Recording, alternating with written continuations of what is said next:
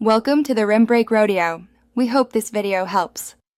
Open Outlook and choose View to start restoring the older layout. This first step applies to Outlook 365 and Outlook 2016. Turn off the simplified ribbon in the View menu to see the classic ribbon. Next, set the folder pane to normal so folder names display vertically. Adjust the reading pane to the right or bottom based on preference.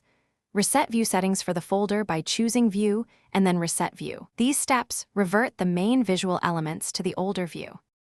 Begin by setting the reading pane to right or bottom under View for the classic layout. Disable Focused Inbox in View to show all messages together in one list. Turn off Conversations under View to list individual messages instead of grouped threads. Increase message list density by choosing compact or single options in Message Preview settings.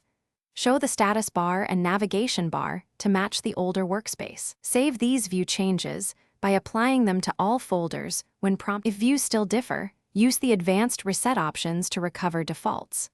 Close Outlook and press Windows key, then R to open Run. Type Outlook, exe/clean views and press Enter to remove all custom views. If the simplified ribbon persists, right-click the ribbon and choose Classic Ribbon where available. As a last resort, edit registry keys only with IT help.